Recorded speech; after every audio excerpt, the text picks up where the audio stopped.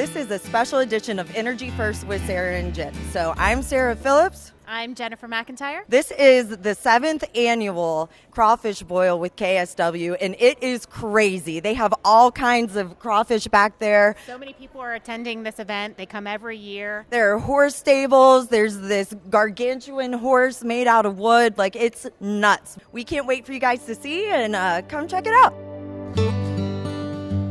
I'm Chris Ramsey. I'm the regional manager for the Northeast. I've moved here in 2008 and been here about 15 years and call Waynesburg, Pennsylvania home now. So tell us a little bit about yourself personally and how did you get into the oil field? I grew up playing baseball all my life. Come from a very strong sports town. After sports, I didn't really know what I was going to do. Did the college thing for 5 years. My dad said, I'm done paying for this deal. You can pay your own way. And I had a lot of friends in Shreveport, Louisiana, and the Haynesville Shale. It just kind of was getting rolling. And, it was either that or military. And I went to the oil field, and it worked out. So here I am, worked for Bass Drilling Tools in Bossier City, Louisiana for 4.5 years. Cornelius, our current owner, bought the company in 2005.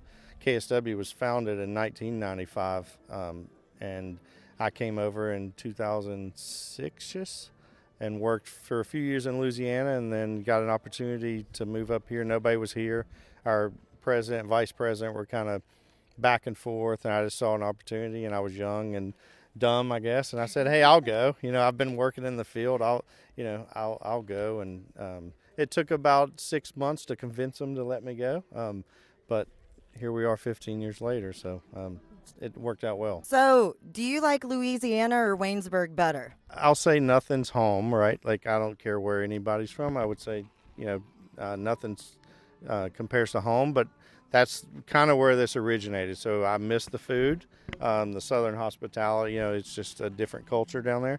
But we don't get this weather, so the Four Seasons is nice. It would definitely be everybody makes fun of me because I have a towel, and they were like, what are you doing? I'm like, in Louisiana, if you're at a crawfish, you got to have a soldier rag. You got to wipe. What's a soldier rag? Well, you just got to wipe your hand, whatever you need. It's just handy. So, yeah. Tell us a little bit about what KSW actually does. We're basically fluid handling on the drilling rigs. We do some completion sites with our vacuum units that suck up a lot of secondary containment if it's rainwater or sand spills over or whatever. But we're specifically to the drilling and completion sites, and I always say we're a service oil and gas service company that rents equipment, right? So we're not we have some competitors, I guess it would be more of a rental company and not so much the service. So that's our I guess differential factor of whenever we get called, we go. If it's 2 a.m., midnight, and somebody's going to answer their phone, there's no answering service.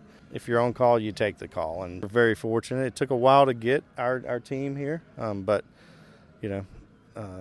we're happy to have everybody. So you've been doing this for 7 years now. So Tell us a little bit about the operation here, because this is like huge what you guys have going on today. I think the first annual was at a park in Washington or Canonsburg. I should probably know this, but that was so long ago. And then we did one in West Virginia at a park.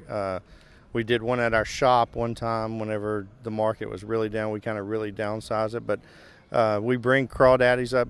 Seth Citron's been a good friend of mine whenever I worked for Bass Drilling Tools in Louisiana, and I just always stayed in contact. Whenever I moved up here, it took about 4 years to we are 1,200 miles away, right? So it's a logistic problem. We're not doing a sack or two for a family. We're doing 2,750 pounds of crawfish and 700 pounds of shrimp. So not only everybody here gets fed, we're on 38 rigs today without the basin. So as you can see, whenever you're here, trucks are constantly going, some our employees and some hotshot services. So we ship about 2,000 pounds between 38 rigs, and then we'll serve about 750 to 1,000 pounds on site. For a disclaimer, it's a process called parboiled, and what that means is they are steamed very quickly to kill them, and then they're shipped up the same process on ice. They're not frozen, and then they're boiled, and cooked on site. So we are doing everything legally. They're not live whenever they're boiled. You would never know it. Nobody's ever known it all the years, but we have to, live within the rules and regulations. We like to call it from Louisiana. If you take a steak from a butcher shop and you put it in your fridge for 2 or 3 days, and then you take it out and season it and cook it, it's fine, right? But if you freeze it for 2 months, and it's just not going to be the same steak. Same deal. If you steam it, bring it up on ice, they're still fresh. You're re-cooking them, they're fine. So, well, we can't thank you enough for having us here. We're super excited. We're going to be talking to some of the guests a little bit later as well. And thanks very much. Yep. Thank you. Yeah, thank you, guys. My name is Larry Hartle. I'm the drilling superintendent for Range Resources, and I've been doing this for 12 years with Range. Okay. And so how did you actually get into the oil field? When I was 19 years old, the minimum wage was $2.80, and a friend of mine, his dad owned a drilling contractor company, and I went out and started making $7.20 an hour. And I was trying to save money to go to professional umpire school in Florida. So that's what I did. I bought a brand new 1976 Toyota Celica, yellow Landau top. Wow. And I drove 3,000 miles to Tampa, Florida, and went to a 9-week umpire school. And I was lucky enough to finish 7th out of 310 umpires. Oh, wow. So I spent 4 years in the minor leagues as an umpire. Wow, that's fantastic. And then came back to the oil field? Baseball goes from April till September, back in the oil fields from September to April. Then I met my wife my second year in pro ball, and by my 4th year, she told me, if you want anything to do with me, find something else. I love it. So I went offshore California in 1979, and I spent 19 years offshore California, became a contractor for Exxon, and then went to Chad, Africa for 9 years. And then the security got a little difficult, and so I came home, and I've been with Range now for 12 years. So what do you like best and least about our industry? The best is the relationships that you create with people, especially over the course of a long time.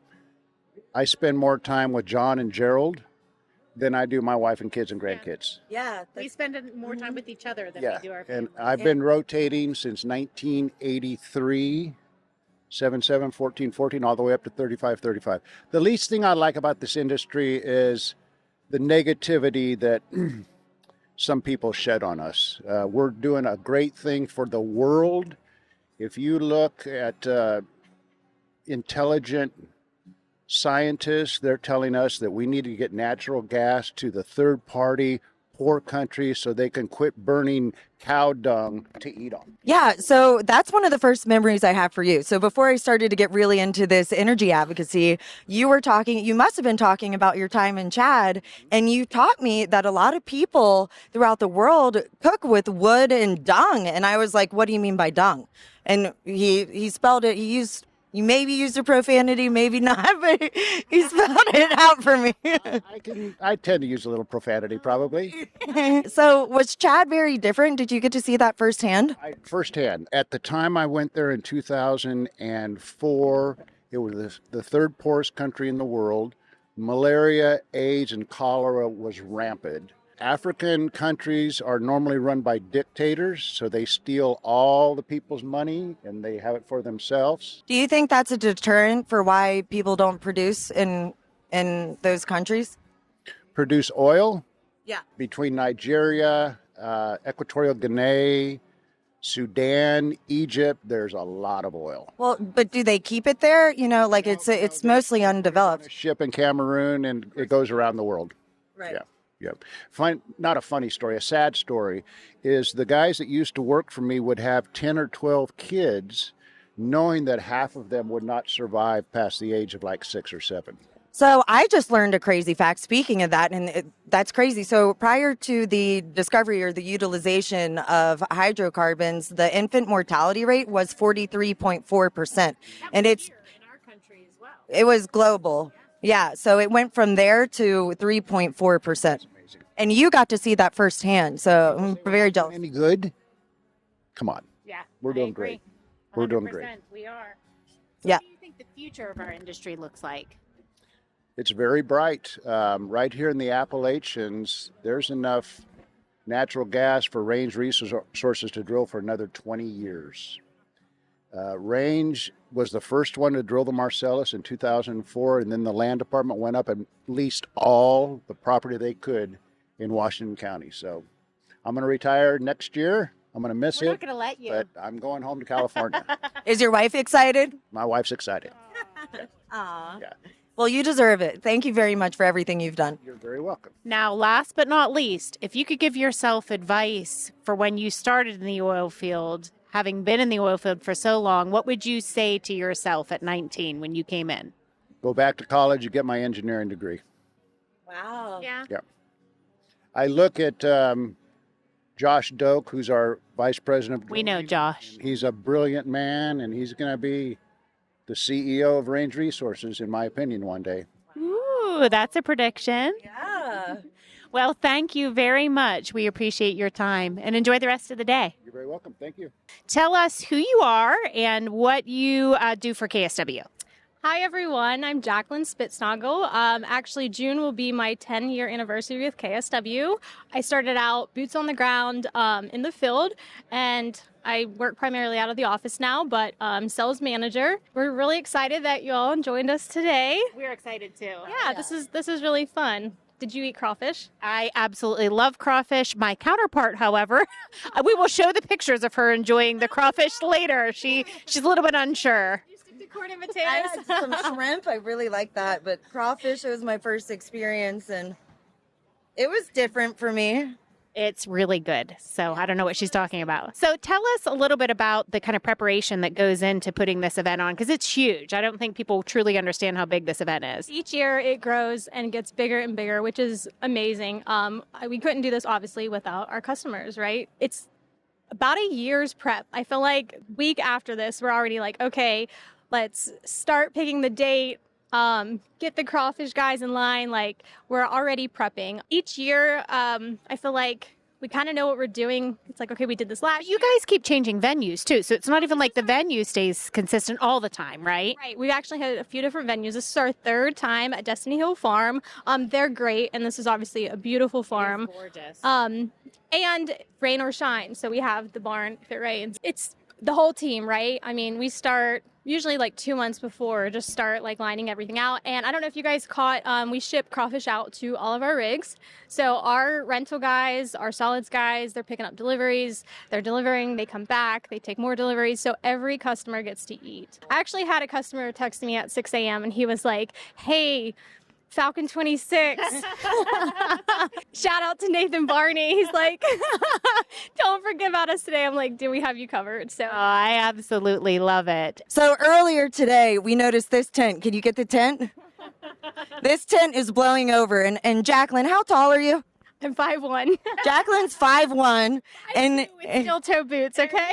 and she's trying to literally tackle this tent by herself, trying to like put it back up, and she's like recruiting help, and people come help me. So it's like a huge event, and it's got to be difficult to keep everything running. So we're really excited, and I had no idea you started in the field, so that's really cool. If I don't get out into the field like once or twice a week, I start to get like, I don't know, withdrawal. I'm like, I got to get out there and see those guys. I mean, those are my friends. You start, like, you form these relationships and It's your family. yeah, for sure. So, no, I have to get out like once a week. Yeah, and you understand because we're family and the hard work that they do. So you probably really have like a very deep appreciation for getting to feed them, you know?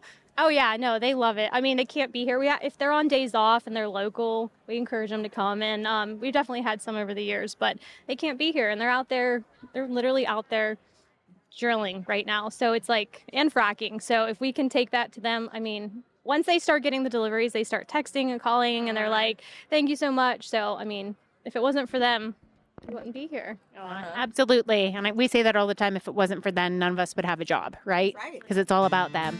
So thank you very much for having us. Hopefully we'll be able to come back next year. And again, this is Energy First with Sarah and Jen.